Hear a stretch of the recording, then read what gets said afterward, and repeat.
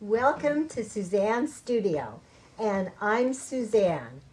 As usual, I do have some really interesting, talented, hot guests. Well, wait till you hear the program today. I am so excited to have you meet the following: George Orbelian, that's right? Thank you. And his darling wife, Marcia, and Dr. Blasband. Let's start with you, Dick. Just for a moment, we're going to talk about Nicolai Levashov. Nicolai is a Russian healer. He's now living in Moscow. I have interviewed him 3 times, and he is, first of all, he's a genius. I just totally think that the audience is just going to really, really enjoy this program. And now that I have these 3 hot guests, you'll really get the dirt. Okay, Dick, how did you become interested in Nicolai? Well, I had just come from doing some research with some people at the Princeton University Engineering Anomalies Research Laboratory. And they were studying stuff like the ability for one person to know what another person was seeing at sometimes 10, 20, even thousands of miles away without any kind of known form of communication. And they also studying the ability of people to influence machines like random number generators and things like that with their mind alone. And they had demonstrated unequivocally that these things were possible by ordinary people. So with that in my mind, working out here in California, I was a student of mine told me about Nicolai, and at the time I had chronic fatigue syndrome, and no one could really help me with it. So I went to see him, and I knew that within minutes that this man had tremendous powers, because I had been exposed to famous healers prior to this, people who were known worldwide and whom friends of mine had done research upon. But none of them really had the capacity of Nicolai. And by the way, it should be mentioned that Nicolai is also a theoretical physicist of a very high caliber. And he came to know his own abilities through the use of using his mind upon reflecting on what he did and what its impact was on other people, and using the scientific method to find out how he was able to do the extraordinary things that he does. So I began work with Nicolai as one of his clients. And when I heard that he was going to hold a class, I thought, well, that would be an interesting thing to do. Because I had referred many patients of my own, I'm a psychiatrist, to him. These were people who had heart problems and the like. And I noticed that not only were their heart problems rapidly getting better, but that they were moving much more rapidly in therapy. And these were people I'd known for several years at least. So it was easy for me to gauge that movement. And I thought, well, I would really like to be able to do this myself, to offer this to my own patients. So I took a class with Nicolai. I think it was the second class he offered. And at the end of that time, it was 6 weeks, every night during the week, I was able to heal in a rudimentary way, whereas prior to that time, I had no capacity that I knew of to do the kinds of things that I was now capable of doing. Thank you. Marcia. How did I come to know Nicolai? Yeah. Well, he was invited to come to this country by my mother-in-law, my husband George's mother, and it just happened that he ended up staying with us when he first came here. He had no place to stay arranged. So when he was in our house, I got to know him very well, and because of that association, I was able to interact with him, and he was able to help me with some personal health problems, and they were much more serious than I realized. And that experience of having him help me was unbelievable, because I was in a state of so low, my health was so low that I wasn't enjoying life very much, and it was impacting the quality of my life tremendously. So it took time, it wasn't instant, but it went through major changes, and I have to say, even though it may sound weird to many people, that I feel I would not be here today if it weren't for the fact that Nicolai was able to help me with my health problems. Thank you, Marcia. And George. Well, when Marcia and I were married, shortly thereafter we had twin boys. And in about 1990, when the boys were 4, my mom had been pained by a bad leg and hip.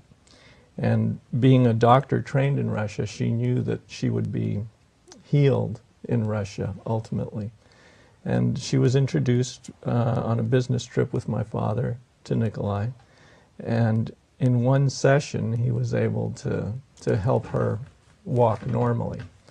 And she stayed on with my brother, who lives in Moscow, was conductor of the Moscow Chamber Orchestra.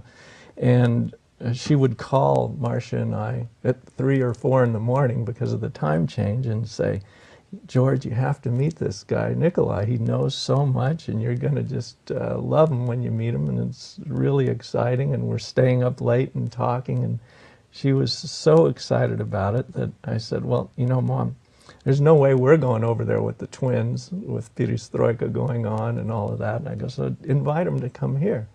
And she did, and we met him. And I picked him up at the airport on New Year's Eve. And as we were driving home, I asked Nicolai in Russian, I said, Nicolai, what is it that you do? How do you heal people? How do you help people? And he told me in Russian, you know, that he regenerates tissue. Well, in Russian, the word for regeneration is regeneraция. It's very close to the word in English. And so then I asked him, I go, well, how do you do that? And he goes, well, that's a longer story, and that's how I started working with Nicolai. From that moment on, I was hooked. I wanted to find out how he did it. And how long did you all, how many years were you students of Nicolai's? I'm still a student. You're still a student. Do you call him? Yes.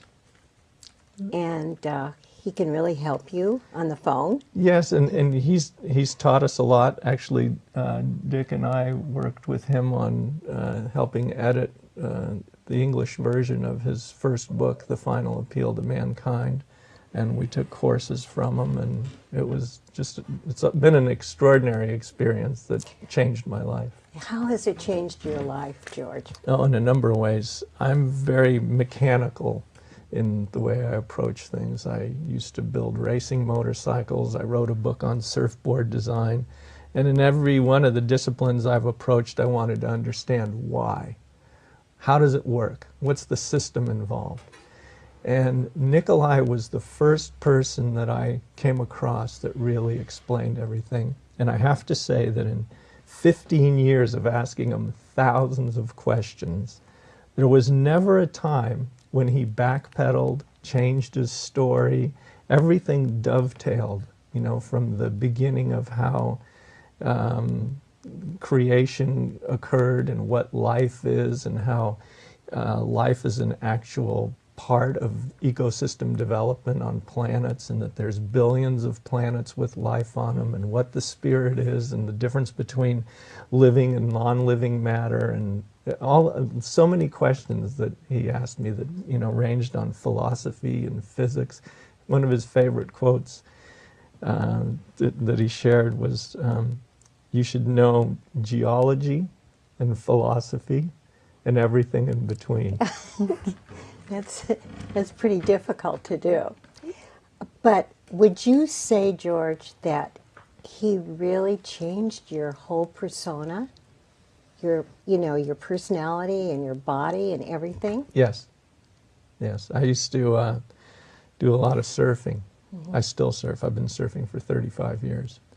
And when I went surfing, I'd get out of the water. In San Francisco, it's cold water, so you're wearing a wetsuit, and I'd often be just exhausted afterwards. You'd surf for an hour and a half to 3 hours, and you'd have to eat, rest, warm up. Whereas when I went on mountain bike rides, you could ride for 3 hours and you felt energized. And so after I started working with Nicolai and translating for him, sometimes I'd walk into his house after surfing, and even though I'd showered and changed, he'd ask me, "Did you go surfing today?" And I said, "Yeah, I did." The days I went mountain bike riding, when I also showered and changed, he never asked me if I went surfing. So after that happened about 3 or 4 times, I said, "Hey, Nicolai, how come when I go surfing, you ask me if I went surfing, but when I ride my mountain bike, you don't ask me if I went surfing? How do you know?" And he goes, "Well, when you're coming up the stairs, you're dragging half the ocean with you." I go, "What do you mean I'm dragging half the ocean with me? I took a shower, I'm clean, I had no sand on my feet." And he says, all of the extinct life forms that were part of the evolution of life of planet Earth, that developed in the ocean, which is the birthplace of life on this planet, he goes, they don't have physical bodies anymore. So if you go out in the water without a shield, then they attach on to your life force, and that's why you feel tired when you're out there. And when you come back in, because your body's recovering and, kind of rebuilding itself. And so once he told me that, I said, "Well, how do I fix it?" And he goes, "Well, you have to do a shield." I said, "Well, how do I do a shield?" He says, "Well, you visualize light in your solar plexus area. You let that light grow out through your body and push anything negative or anything disease-like out of your system. And when you feel that light going out and permeating every cell in your body, then you put a shield around that. And that can be diamonds, it can be rainbows, whatever you like, but it has a program." And I said, "Nicolai, what is that program?" And he said, "It's very simple. Nothing negative comes in. None of your life force goes out without your permission." So at that point, I knew how to do the shield. I'd go in the water surfing, and I noticed no tiredness afterwards. Wow. But also what happened was I didn't have the emotional highs and I didn't have the emotional lows that were associated with, the thrill of surfing, or the parts that aren't so thrilling when you're getting hammered by surf. Well, that's quite that's a lot of evidence. But most people don't really believe that anybody can do what Nicolai does. On one of the shows, I went to see Nicolai. I'm just crazy about him. He is so different. And he knew that I had my arm broken, and he knew right where it was, in my shoulder. I've said this on the show before, but I said, "Oh, Nicolai," he said, "Do you want me to do something?" I said, "Oh, no. I was just there, talking to him about something else." I mean, I didn't want to impose upon him. Well, why not? Okay. So in just a few minutes, I could only raise my arm about like that. And I said, "Oh, Nicolai," I said, "I can't, forget it. The doctors tell me that I'd never be able to fluff up the back of my hair or anything." So he worked on it a couple of times, and he said, "How's that?" And I said, "Oh, it hurts." So he did some more. And pretty soon, it went all the way up. And I told those wretched doctors, but they said, "This is just all in your mind." How can you educate people to someone like Nicolai, who's a master? He's a genius. Well, he's more than a genius, right? But how do you go about that to educate people? Well, I think one of the things that people would have to do, say, is read his books.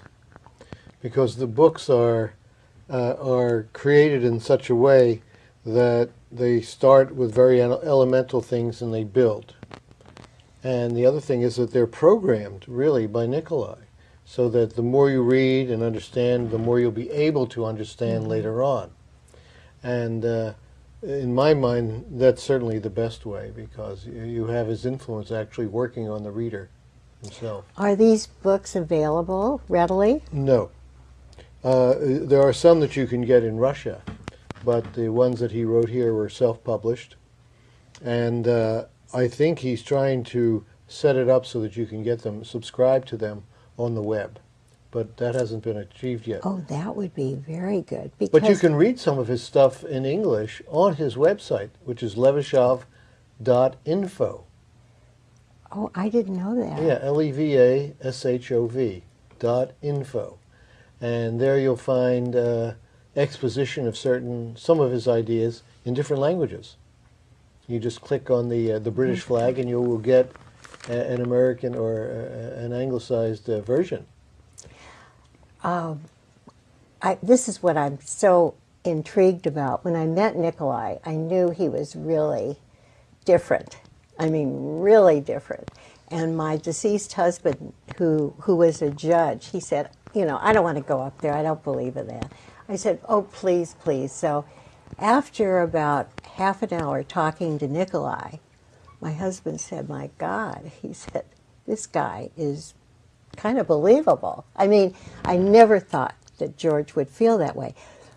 But the thing is, and now I believe in Nicolai, and Grace, much more, has loaned me the book, and I read the book every night. I mean, I haven't gotten past the introduction, but, you know, because I see all those graphs and stuff. I mean, you have to be a physicist, because he is a physicist. Why was he born that way? How was he born that way? Well, George? As far as his spirit is just very evolved. And he was also knowledgeable of that fact and developed himself. He was a very serious student, and he took advantages of the educational system in Russia, which is one of the top in the world. And he really looked under every rock and asked the hard questions. And I remember a story he told when he was in school, and he was asking his biology teacher at the university level now, you know, why cells change. Why do some cells become bone tissue and some cells become neurons and some cells become, you know, the heart muscle? And, you know, the teacher tried to explain it with a simplistic explanation, and Nicolai said, you know, that's what they told us in the 7th grade. Don't you know anything more that you can give me insight with? And then the teacher said, well, don't ask me questions that only God knows the answer to. And to Nicolai, that wasn't a satisfactory answer, and he's a scientist in the truest sense of the word. He just continues to search until he has an answer that makes sense, not only as an individual point, but also about everything else fitting together with it in a system that can explain life. So it is scientific. There is evidence. And I use the word evidence. That's very important. In what way? How would you Well, it's important to explain understand that this is not just something which, that his science, the discoveries that he's made, some of which dovetail with what we already knew, but many which are, you know, really original, startling innovations, that this came not just spouted out of his head, some guy sitting down and, you know, making all of this up, but it was the result of, you know, years of work and of study, and as George mentioned, asking, you know, the hard questions and attempting to find the answers. And in that, he uses his remarkable clairvoyant abilities to see into matter and into life in a way that most people can't, but also used, you know, scientific logic and scientific method in order to come to his conclusions. It's a vast, deep body of knowledge. Do you think he's from another planet? I think that that the spirits which make him up, which are part of him, probably have come from other planets. Mm-hmm. George, you may know more information about that than I do. Well, I just think the world would be a better place if there were more spirits like his on this planet. Yeah. Could that happen? I think it's happening. Do you? Yes. But who's learning this, George? Nicolai's sharing his knowledge all the time with people on a telepathic level and children, and it's his plan and mission to do that. That's why the title of his book is The Final Appeal to Mankind. What is he doing now in Moscow? He's just moved back there and getting reacquainted with old friends and family, and getting back to work, building a new base there. Grace says he goes into the hospitals and helps some of the patients, or whatever patients I'm sure that he has contact with. You know, I haven't spoken to him about that in particular, so I wouldn't be able to comment. Yeah, Grace calls him. Do you call him Dick? 3 times a week. Really? What do you ask him? Could you tell us something Yeah, personal? can you fix this? Well, you see, once I was healed with the chronic fatigue, from the chronic fatigue, Yeah. I wanted to continue working with him and have my spirit evolved, because he can do that, to the point where I become a more effective healer. So I've continued to work with him, as I said, 3 times a week, in order for him to help me do that. Marcia, how do you use all the knowledge you have now?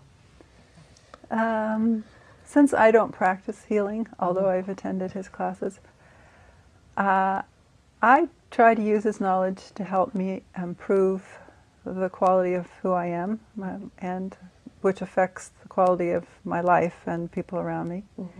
And it's very important to use the knowledge I've gotten from him to make every decision in life, every minute. There's something you can be present about and conscious of that'll help you be a better person, and that moment be the best moment it can be, because we really do have that ability to affect the quality of our life and the experience we're having.